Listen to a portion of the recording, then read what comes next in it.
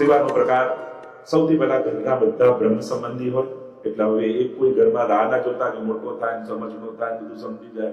અહીંયા મોટા થઈ બધાની સમજની જુદી જતી રહેતી હોય છે. એટલે તમારા કયામાં છે ત્યારે બાળકોને બ્રહ્મ સંબંધ કરાવે. સૌથી પહેલા સેવા માટેની શરત બ્રહ્મ સંબંધી હો, શરણાગત હો. કારણ ઠાકોરજી કયા ઠાકોરજીને આપણે ભજીએ છીએ? તો કે મહાપ્રભુજીના હૃદયમાં જે ઠાકોરજી વિરાજે છે એની આપણે સેવા કરીએ છીએ. એટલે બીજું સ્ટેપ પુષ્ટાવવું ઠાકોરજી.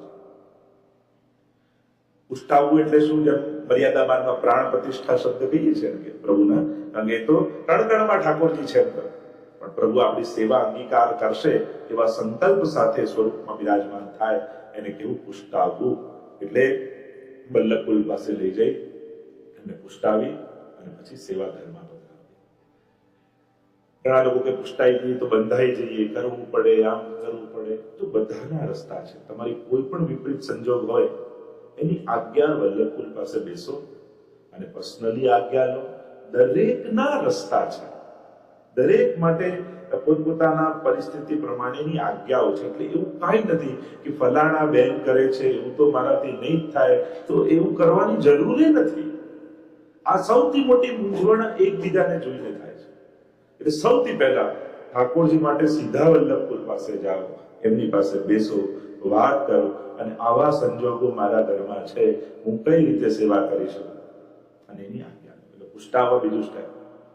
ત્રીજી વાત આજ્ઞા લેવી કે હું શું ભોગ કરીશ, કઈ રીતે સેવા કરીશ, ક્યારે જગાવીશ, ક્યારે ખવડાવીશ, એનું જે આજ્ઞાનો ક્રમ કેટલા સમય સુધી કરીશ, એ જે આપણે આજ્ઞા લઈએ. જે આજ્ઞા લઈએ એ પ્રમાણેની સેવા થાય. મિશ્રી ભોગની હોય, સૂકા મેવાની હોય, લીલા મેવાની હોય, અંચકડીની હોય, સકટેબી, એ બધી આજ્ઞા લઈને કરવું. આજ્ઞાનો અતિક્રમ ક્યારે નહીં કરવો. સેવા કરતે ગુરુ આજ્ઞા આદનમમાં હરિ છે.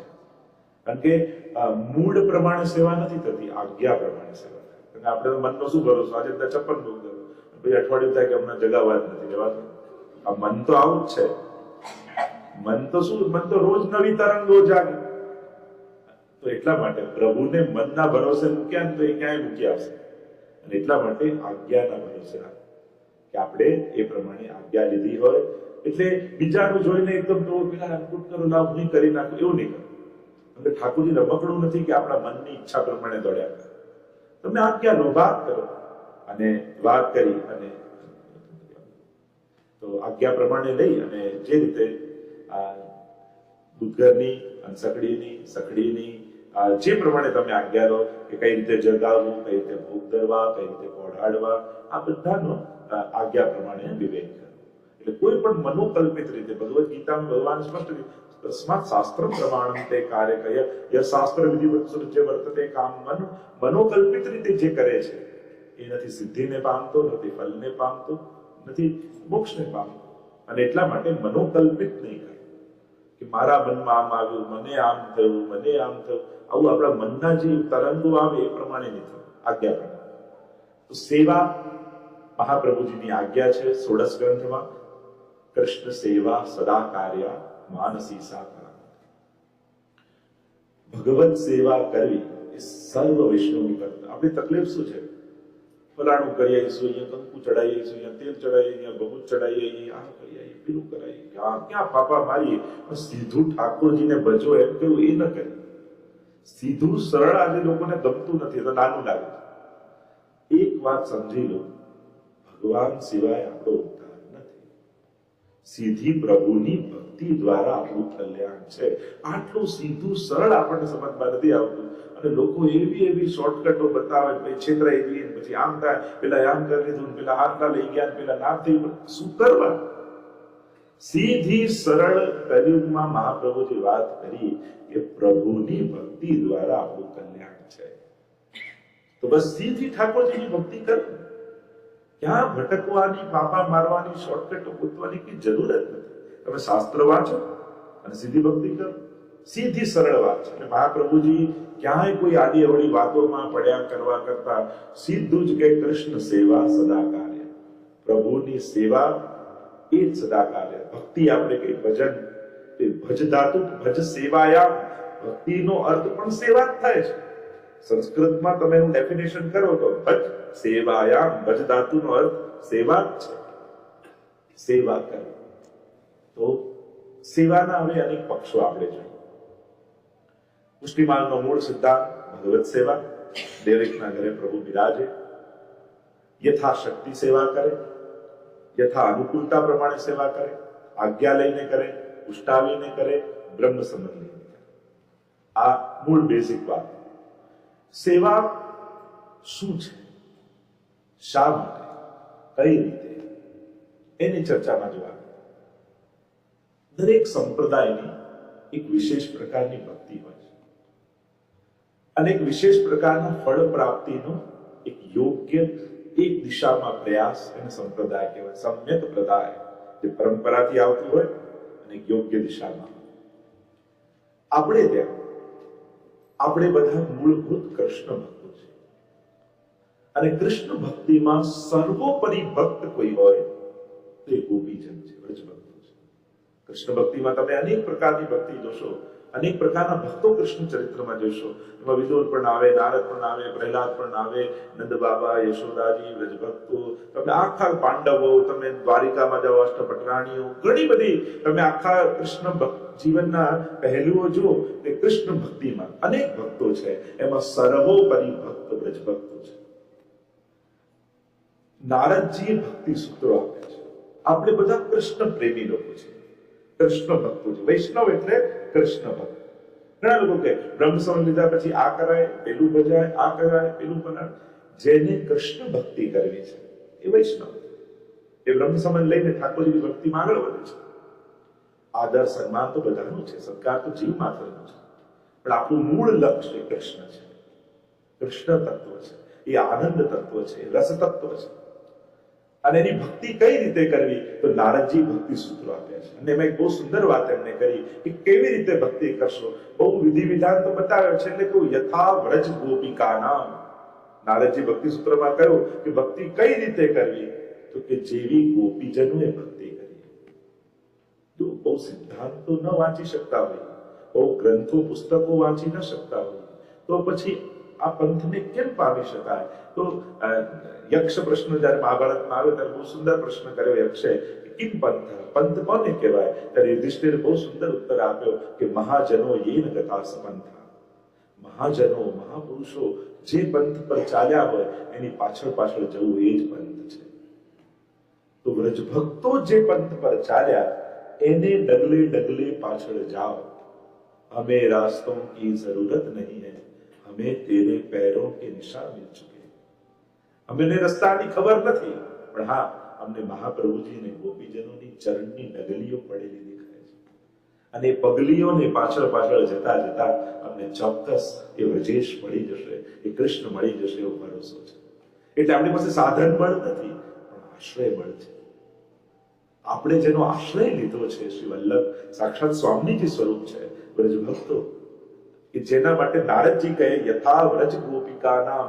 ભક્તિ કઈ રીતે કરવી તો કે જે રીતે ગોપીજનો ભક્તિ કરી ગયા એ રીતે ભક્તિ કરો તો કૃષ્ણનો પૂર્ણ આનંદ માણી છે. અને એ ગોપીજનોની ભક્તિ કરવી એટલે આપણો સેવા, એટલે આપણી સેવા. માર્ગ રીત દિખાઈ મહાપ્રભુની બધાઈ ગઈ છે. સેવા રીત પ્રીત વ્રજજન કી જનહિત જગ પ્રગટાય.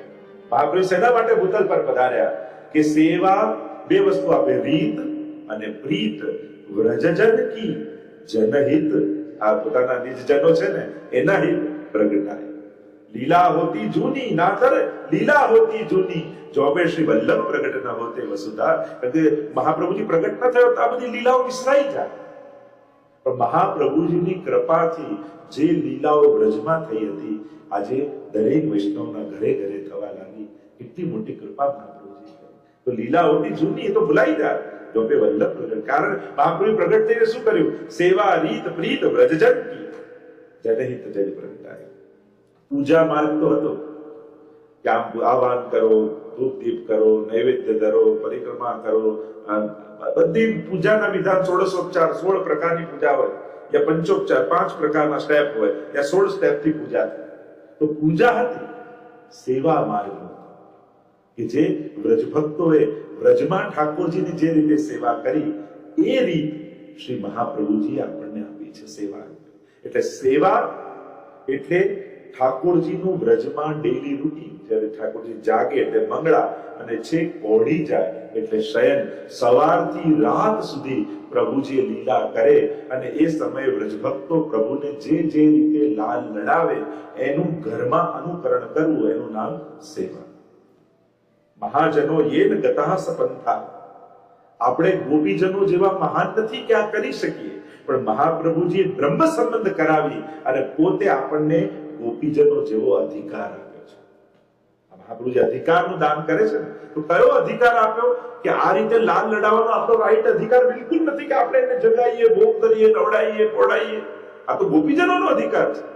પણ મહાપ્રભુજીએ બ્રહ્મ સંબંધ આપી અને આપણને વ્રજભક્તોનો અધિકાર આપ્યો. બ્રહ્મ સંબંધથી શું મળે કે ગોપીજનોની સેવાનો અધિકાર, ગોપીજન જેવી સેવાનો અધિકાર, વ્રજભક્તો જેવા ભાવનો અધિકાર. અને બ્રહ્મ સંબંધ દ્વારા આ અધિકાર સંપાદન આપણને મળે છે. આ આપણને રાઈટ મળે છે આ કરવાનું. અને એટલા માટે સેવા એટલે પ્રભુનું ડેલી નિત્ય લીલા, નિત્ય ક્રમ છે એ. અને એ સમયે વ્રજભક્તો સેવા કરીને જે આનંદ લે છે. એટલે સેવા એટલે કેવળ ભોગ કરવું, નવડાવવું, પોડાવવું એ જ નથી, પણ એ સમયનો વ્રજભક્તો જેવો આનંદ અનુભવ કરે. સેવા એ ભગવાન મેળવવા માટે નથી, ભગવાન મળી જાય પછી જ સેવા થાય છે. મર્યાદા માર્ગમાં તો પૂજા શેના માટે કરે કે આ કરતા કરતા ભગવાન મળે. સેવામાં એમ ના હોય, સેવામાં તો ભગવાન મળે પછી શરૂ થાય. એટલે કે બાકી બધાનો ધર્મ જ્યાં જઈને પૂરો થઈ જાય. બીજા બધા ધર્મમાં શું છે, ભગવાન મળે એટલે ધર્મ પૂરો. પુષ્ટિ માર્ગમાં તો ભગવાન મળે ત્યાંથી ચાલુ થાય કે સેવા પધરાય અને પુષ્ટિ માર્ગ છે. એટલા માટે એ આઠે સમયની સેવાનો ઘરે બિરાજેલા ઠાકોરજી સાથે એ આનંદ, એટલે અનુકરણ કરતા કરતા કરતા કરતા. અને આપણે ત્યાં એ ભાવ છે કે આ દરેક વૈષ્ણવ છે ને એ નિત્ય લીલાની કોઈ ને કોઈ ગોપી છે, કોઈ ને કોઈ સખી સ્વરૂપ છે. એટલે તમારા બધાની અંદર એ પ્રભુનું આદિ દૈવિક લીલાત્મક વ્રજભક્તોનું સ્વરૂપ બિરાજમાન છે. એટલે 84 માં જોઈએ ને, પેલા 3 જન્મની વાર્તાઓ શરૂઆતમાં આવે કે આનું લીલામાં આ સ્વરૂપ, આ સખી હતા, આ ભાવના હતા. એમ કેવળ 84-252 નું જે સ્વરૂપ નથી, તમારા બધાનું આ સ્વરૂપ છે. જેટલા પુષ્ટિ માર્ગના બ્રહ્મ સંબંધી જીવો છે એ બધા લીલાત્મક જીવો છે. અને એટલા માટે આ તમારા બધાનું સ્વરૂપ છે. તો એ સેવા કરતા કરતા એ સ્વરૂપ જ્ઞાન તમને થાય. એ વ્રજભક્તો નો આનંદ અનુભવ કરતા કરતા તમને ભાન કરે આનંદ તો મેં ત્યાંય લીધો છે, આવી સેવા તો મેં ત્યાંય કરી છે. એક મુસાફર હતો, ટ્રેનમાંથી ઉતર્યો ને ભૂલી ગયો, યાદદાસ્ત હતી નહીં. હું કોણ છું, ક્યાંથી આ બધા પૂછે ભેગા થઈ ગયા. અરે તું કોણ છે? તું મને નામ યાદ નથી. અરે કયા ગામમાંથી આવ્યો? મને કઈ યાદ નથી. બધા ચિંતા પડી ગઈ કે આને તો બધું ભૂલી ગયો છે આ તો, અને કેમ યાદ અપાવું? કોઈ હોશિયાર ત્રણે કહ્યું કે આ જે ટ્રેનમાંથી બેસી ના ને એ ટ્રેનમાં પાછો લઈ જાઓ. એટલે જ્યાં ક્યાંક પોતાના ગામનું સ્ટેશન, ઝાડ, બધો દુકાનો જોશે તને યાદ આવી જશે કે હું આ ગામનો છું, આ મારું નામ છે. અને બેઠાડો, ટ્રેન પાછી જ આવી. પહેલું સ્ટેશન આવ્યું, મને કઈ યાદ નથી. બીજું, ત્રીજું કરતા કરતા જ્યાં 10મું સ્ટેશન આવ્યું કે અરે આ એક ઝાડ, એક દુકાન, અરે આજ મારું ગામ, હું આ જ છું. એમાં સેવા કરતા કરતા ટ્રેન પાછી ફેરવી છે. કે કરતા કરતા કરતા તમને કોઈ ક્ષણે મંગળ ભોગ કરતા યાદ આવશે કે હા, એ વ્રજ લીલામાં મેં આ મંગળાના દર્શન કરેલા છે.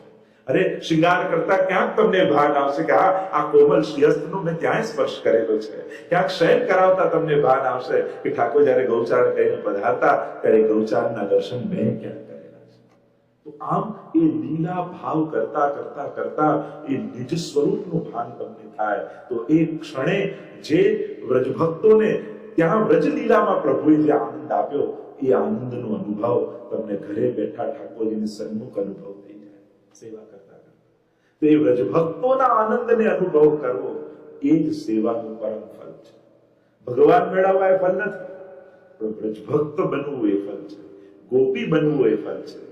સેવા કરવાથી શું થશે? ભગવાન મળે એની ચિંતા ન કરો, તમે ગોપી એક દિવસ બની જશો. એટલે જે બહુ સેવામાં રહેતા હોય કેવા વ્રજભક્તોની જેમ આમ તેમ દોડતા, વૃંદાલયની આગળ જેમ વ્રજભક્તો ન દોડતા હોય એવા આપણને લાગે. નૈન અરુ બેન મેં રસજુ છાવે, એના રોમ રોમમાં. કારણ કે આપણે ત્યાં તો કીટ ભ્રમર ન્યાય કે જેમ કીટક ભ્રમરનું ચિંતન કરતો રહે, એમ જે ભગવત સેવામાં પ્રભુનું ચિંતન કરતો રહે, એ ચિંતન કરતા કરતા ભગવાનના ગુણો એની અંદર આવી જાય છે. ભગવાન ઐશ્વર્ય, વીર, યશસ્વી, જ્ઞાન, વેરા, આ ષડધર્મો આવી જાય છે. તમે વાર્તા સાહિત્યમાં કૃષ્ણદાસ મેઘર કેટલી મોટી શિલાને રોકી દીધી. એવા તો અનેક પ્રસંગ, મૃત્યુ મરી પામેલા એને જીતા કરી દીધા. ક્યાંથી આવ્યું? અને આપણે ત્યાં એ વૈષ્ણવનું નામ શું? તાદર્શી કહીએ છીએ. ભગવાન જેવા થઈ જાય. એ પ્રભુની સેવા કરતા કરતા ભગવત ધર્મો એની અંદર આવી જાય અને એવું સામર્થ્ય, એવો સ્વભાવ, એને એવો પ્રભાવ એનો થઈ જાય. પ્રભુનું સૌંદર્ય, માધુર્ય, આ બધું જ એની અંદર પ્રગટ થવા લાગે. ભગવત ધર્મ પ્રગટ થવા લાગે. એને જોતા ઠાકોરજી યાદ આવે. તો આ સેવા કરતા કરતા કરતા એવા સંજોગમાં વૈષ્ણવ કે જે પરમ યોગ માર્ગમાં જુદી સિદ્ધિઓ, બીજા માર્ગમાં જુદી, ક્યાંક મોક્ષની સિદ્ધિઓ અને સ્વર્ગની વાત, બધા ધર્મમાં જુદા જુદા ફળ છે. લોકો સ્વર્ગ માટે કામ કરે. હવે અહીંયા બેઠા કોને સ્વર્ગમાં જવું છે? પણ સ્વર્ગમાં બધું મળે, પણ એક સ્વર્ગ મરવું પડે. સૌથી પહેલા તો દેહ છોડવો પડે. પણ મરીને સ્વર્ગમાં જઈએ એનું ઘરની જ વૈકુંઠ ન બનાવીએ. મર્યા પછી વૈકુંઠ જવા કરતા મહાપ્રભુજી તો કહે છે કે આ જ દેહથી તું આ બધું અનુભવ કરીને જા. તારા ઘરને જ વૈકુંઠ બનાવ, તારા ઘરને જ વ્રજ બનાવ. તો પુષ્ટિ માર્ગ એટલે મર્યા પછી જે વૈકુંઠ મોકલે એ આપણો માર્ગ નહીં, પણ જીતા જીવંત વૈકુંઠમાં જે વાસ આપે એ પુષ્ટિ માર્ગ છે. કે તમને જીતા જીવંત એ વ્રજ લીલાનો આનંદ, વ્રજ ભક્તોનો આનંદ, એ સારસ્વત કલ્પનો જે આનંદ આપે એ પુષ્ટિ માર્ગ છે. તો કેવી અલૌકિકતા માર્ગમાં છે કે પ્રભુ સાથે રહેતા રહેતા રહેતા પ્રભુ જો તમારે ત્યાં દુઃખ આવશે તો પ્રભુનું દુખારેલું દાસ દેખાશે. તમારે ત્યાં એક સારો ભજન ઠાકોરજી હસતા લાગે. એ તમારા સુખે સુખી, તમારા દુઃખે દુઃખી, એ તમારા થઈ જાય છે.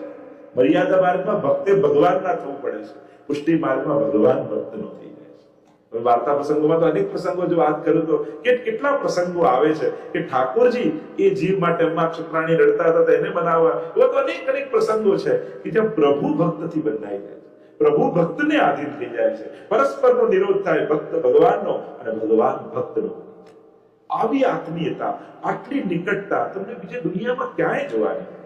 આ જે જાહો જલાલી પુષ્ટિ માર્ગ, આ વૈભવ જે પુષ્ટિ માર્ગનો છે ને, એ તમને દુનિયામાં ક્યાંય જોવાની. ભલે ક્યાંક સોનાના મંદિરો હીરા પરના દેખાઈ જશે, પણ આ વૈભવ ભક્તનો જીવનનો કહીએ ને, એ સાચો ત્યારે છે કે મંગળા કરાવ ને વસ્તુ લાલનનું મુખારવિંદ દેખાય ત્યારે એમ લાગે જીવનભરનું બધું ભેગું કરીને છાવર કરીને ફેંકી. એવો આનંદ એ પ્રભુના મુખને જોઈને થાય છે. તો એ આનંદ તમને દુનિયામાં ક્યાંય ન મળે છે. આવો આનંદ મહાપ્રભુજી આપણને આપ્યો છે, આવો વૈભવ આપણને મહાપ્રભુજી આપ્યો છે. તો બીજું બધું તો તમને તુચ્છ લાગશે. આપણે શું વ્યવહાર દ્રષ્ટિએ જોઈએ તો આપણને લાગે કે પુષ્ટિમાર્ગ પાછળ થઈ ગયું, પેલું આગળ થઈ ગયું, પલાડનું આગળ થઈ ગયું. આ બધું જે દુનિયામાં લૌકિકતાની રેસ છે ને, એ લૌકિક દ્રષ્ટિએ ના જુઓ. પુષ્ટિ માર્ગીઓને જે મહાપ્રભુજી આપ્યો છે વૈભવ, એ તમને દુનિયામાં ક્યાંય જોવાની. બાકી બધી અનેક પ્રકારની પ્રવૃત્તિઓ થાય, બધું મહાન, બધું શ્રેષ્ઠ, એની રીતે બધું બરાબર છે, પણ આપણને તો મહાપ્રભુજી ઠાકોરજી આપે છે. તો આ સેવાનો ભાવ એ આપણો અષ્ટયામનો ભાવ છે. હવે ભાવ ભાવના, સ્વરૂપ ભાવના, લીલા ભાવના, યા સ્વજ્ઞાન, સ્વરૂપ જ્ઞાન, સેવા જ્ઞાન, એની પણ ચર્ચા કરી શકાય. એ આ આનંદ કઈ રીતે? તો સૌથી પહેલા મહત્વનું, આપણે સારસ્વત કલ્પનો આનંદ લેવો છે, કલિયુગનો આનંદ નથી. અને એટલા માટે ઘણી વાર આપણે કે ઠાકોરને આવા વસ્તુની ધરાવવા, આવી સામગ્રી નથી ધરતા, કેમ કે બહુ મોડર્ન યા બહુ નવું એકદમ પેલું આપણે ઠાકોર કેમ? કારણ કે આપણે સારસ્વત, આપણે વ્રજભક્ત બનવાનો પ્રયાસ કરીએ છીએ. ઠાકોરજીને મોડર્ન ના બને, તમે વ્રજભક્ત બનો. એટલે આપણે જે પીરિયડનો આનંદ લેવો છે, જે પીરિયડમાં લીલા થઈ છે, એટલે સેવામાં બેઠા હોય ત્યારે એવું જ લાગવું જોઈએ કે હમણાં હું કલિયુગમાં નથી, હમણાં હું દ્વાપરના સારસ્વત કલ્પના દ્વાપરમાં છું, કે જ્યાં વ્રજમાં છું, જ્યાં નંદાલય છે, ઠાકોરજી બિરાજે છે અને હું ગોપી બનીને સેવા કરવા છું. આ જ ભાવ રાખી અને મંદિરમાં પ્રવેશ કરો. એટલે ફલાણા ભાઈ, ફલાણા બેન સેવા કરે ભૂલી જવું. એક મારી અંદર રહેલી ગોપી આજે સ્વામીજી સાથે, યશોદાજી સાથે ઠાકોરજીની સેવા કરવા આવી છે. હવે થોડોક વ્યવહારિક પક્ષનો, તમને સમય ઓછો છે એટલે ટૂંકામાં સમજાવો. સેવા કઈ રીતે થાય? તો સૌથી પહેલા સેવા રીત પ્રીત વ્રજજન કી જનહિત જન પ્રગટાય. એટલે મહાપ્રભુજી એટલે વ્રજભક્તોની રીત અને પ્રીત આ બંનેને જે પકડી રાખે એ વલ્લભની રીત છે. મહાપ્રભુજીની રીત સાવ સહેલી, પુષ્ટિ માર્ગીય થોડું સાવ સહેલું છે. એક જ શબ્દમાં કહું ને તો એમાં દરેક સંજોગોમાં એક ગોપી બનીને વિચારો કે મારે શું એક ગોપી શું કરે આ સંજોગ, બસ એ પુષ્ટિ માર્ગી થઈ. સાવ સહેલું છે. કોઈ પણ સંજોગ લૌકિક હોય અલૌકિક હોય કે આ સંજોગમાં એક ગોપી શું વિચારે, બસ એ વિચારતા થઈ જશો ને કે કોઈ ચોપડી વાંચવાની જરૂર નહીં પડતી, શુદ્ધ પુષ્ટિ માર્ગી થઈ જશે. એ ગોપી જોડે આત્મસાત કરી લેશો ને પછી આ ન કરાય, પેલું ન કરાય, અહીંયા ન જવાય, પેલું ન જવાય, આ બધું ભૂલાઈ જશે કે આ સંજોગમાં એક ગોપી શું કરે. બસ આટલું મનમાં બેસી ગયું એટલે બધું આવડી ગયું. તો જેટલું પ્રીતની મહત્તા છે એટલી રીતની મહત્તા છે. પ્રભુ તો ભાવના ભૂખ્યા, જે ભાવથી કરો એ ચાલે, નામ કરો, જે આપણે બનાવી રાખ્યું છે તો એને પણ બાજુમાં મૂકી દો. એ પણ ક્યાંક આ બધી વાતો કરીને આપણે આપણી જાતને જ છેતરીએ છીએ કે આપણે કોઈ વસ્તુથી બચવા માટે ઘણીવાર આપણે ઘણી બધી વસ્તુઓથી બચવા માટે બહુ સારા સારા લોજિકો ગોતી લેતા હોઈએ છીએ અને એ લોજિકોથી આપણે આપણી જાતને છેતરી લેતા હોઈએ છીએ અને પાછું એનાથી આપણને ખબર નથી પડતી હોતી કે આપણે આપણી જાતને, આ મન એટલું હોશિયાર છે ને એ મન એટલા સારા લોજિક આપે ને કે હું ખોટો છું એ તો ક્યારે સાબિત થવા જ નહીં. આ મન પાસે એટલા સારા લોજિક, એવા સરસ સરસ લોજિક હોય કે તમને કન્વિન્સ કરે કે આ તો વ્યક્તિને કારણે, સંજોગને કારણે, પરિસ્થિતિને કારણે, આને કારણે, પેલા મારે ક્યાં હું કંઈ કરવું, મારે ક્યાં, એટલે પોતે એવા સારા લોજિક ગોતી નાખે ને કે હું ખોટો છું એ તો તમને ક્યારે ફીલ કરવા જ નથી. આ મનની હોશિયારી છે. તો ઘણીવાર આ ભાવ પ્રધાન, આ ભાવના ભૂખ્યા, ભાવનું આમ કરી ક્યાંક આપણે આપણી જાતને છે ભાવ કરતા પણ વ્યવહાર ઉત્તમ બંને જોઈએ.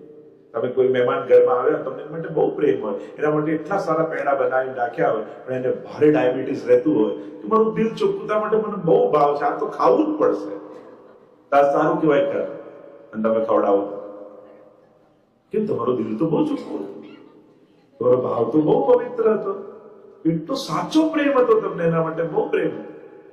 ખરાબ કેમ? કારણ કે વ્યવહાર પક્ષમાં બરાબર ના કહેવાય, એનું અહિત થઈ રહ્યું છે, એની અપ્રસન્નતા થઈ રહી છે. તમારું દિલ ચોખ્ખું હોવું એ પૂરતું નથી હોતું. સેવ્યનો આનંદ છે કે નહીં એ પણ જોવું પડે. સેવા એટલે સેવ્યનો આનંદ, અને એ સેવ્યના આનંદિત જોઈ આપણે આનંદિત થવું સેવાનું ફળ. અને એટલા માટે વ્યવહાર અને ભાવ બંને જોવાના. દુનિયા ભાવથી નથી ચાલતી, વ્યવહારથી ચાલે છે. અને એટલા માટે ઘણી વાર લોકો કે દિલ ચોખ્ખું એટલું બધું ચાલતું હોય છે ને કે બધી પોતાની અનાવડતો આપણે એમાં ઢાંકી લેતા હોય. તમે કોઈ ડ્રાઈવર રાખો, એટલો સારો માણસ, સાચું બોલનારો, એટલો દિલનો સારો, ખાલી એને એક જ કમીને કાર ચલાવતા ના હોય તો રાખો ના રાખો. કેમ? કારણ કે જેના માટે રાખે એ તો આવડવું જોઈએ. એમ જ દુનિયામાં એ જ છે. ઘણી વાર તો તમારું ખાલી દિલ ચોખ્ખું, એનાથી દુનિયા નથી ચાલતી. તમે જે જવાબદારી લો, જે કાર્ય કરો, એની કુશળતા પણ જોઈએ, એ હોશિયારી પણ જોઈએ. સેવામાં પણ ભાવ ચોખ્ખું હોવું જ જોઈએ. સરસ છે, પણ શું ભાવ આપણા હાથમાં નથી? આજે સારો રહે ને કાલે કંઈક જોઈ પકડી જાય, પરમ દિવસે સારો થઈ જાય, પછી સાવ જતો રહે, આવું જ. એટલે આપણે શું પકડી શકીએ છીએ? રીત, પરંપરા, પ્રણાલિકા, એની પ્રોસેસ, એટલે વિધિને પકડવી. વિધિ કઈ રીતે કરવી? કારણ કે આ વિધિ પણ સાધારણ નથી. એટલા માટે આ વિધિ કઈ છે? તમે ક્યાં ક્યાં પગલું મૂકો છો? ગોપીજનોના પગલે પગલે પગલું મૂકો, એટલે તમે સાચા છો. અભાવમાં પણ તમને ફળ મળશે. કેમ? અને તમે એ રસ્તે ચાલી રહ્યા છો જે રસ્તા ઉપર કોઈ ગોપી ચાલીને ગઈ છે, અને એટલા માટે તમે સાચા છો. ખોટા કેમ નથી? તમને કોઈ નોલેજ નથી રસ્તાનું કે ક્યાં જવાનું છે, પણ તમને ખબર છે કે આ વ્યક્તિ ત્યાં ગયો છે, એના પગના નિશાન અહીંયા છે, બસ એની પાછળ પાછળ જશો, ત્યાં પહોંચી જશો. એમ જ ભગવાન ક્યાં એમને ગોતવા જવા માટે ઘણા શાસ્ત્રો જોઈએ, ઘણું વાંચવું પડે, બધું ન વાંચી શકાય. તો શું કરવું? કે આ ગોપીઓના પગલે પગલે કૃષ્ણને ગોતી લેવા. એનું નામ પુષ્ટિ માર્ગ. એટલે આને કહેવાય માર્ગ. મંજિલ નથી પુષ્ટિ, માર્ગ છે. અને માર્ગમાં ચાલવાનું હોય, પણ ક્યાં ચાલવું, કઈ રીતે ચાલવું, સીધું બતાવું. મહાજનો ઈન ગતા સપંથા, ત્યાં મહાજનો ચાલ્યા. અમારે રસ્તાની જરૂર નથી, અમે તારા ચરણોની ડગલીઓ મળી ગઈ, પગલીઓ મળી ગઈ. બસ એ પગલે પગલે મહાપ્રભુજી આગળ ચાલતા હોય, કૃષ્ણદાસ મેઘન, દામોદાસ સ્વામીજી અને કૃષ્ણ માધવ ભટ્ટ કાશ્મીરી પાછળ ચાલતા હોય. બસ એ પગલી. અને જેને આ પગલીઓને અનુસરતા આ જ છે કે કે સેવા રીત પ્રીત વ્રજન, એટલા માટે કદાચ ભાવ નથી છતાંય ગોપીઓની રીત પકડી રાખશો તો ઠાકોરજી આ ફલાણા બેન ફલાણા ભાઈ નહીં જુએ, એમને તો એવો જ આનંદ આવશે જાણે કોઈ ગોપી મારી સેવા કરી છે, કારણ કે તમે ગોપીના રીતથી સેવા કરો છો. બસ આ ફરક છે. અને એ આનંદ પ્રભુને વ્રજ ભક્તોનો આપવો, અને વ્રજ ભક્તોનો આનંદ લઈ પ્રભુ આનંદિત થાય તો તમને વ્રજ ભક્તો જેવી કૃપાનું દાન કરે. આનું નામ સેવા. તો વ્રજ ભક્તોનું સુખ લેવા માટે વ્રજ ભક્તો જેવી સેવા કરે. અને એટલા માટે ગોપીજનોની રીત તો સેવાના ક્રમમાં સૌથી પહેલા મંગલ ભોગ તો ભલે તમે કરો અડધો કલાક જ કરો કે પોણો કલાક કરતા હો, પણ આઠે સમયની ભાવના કરો.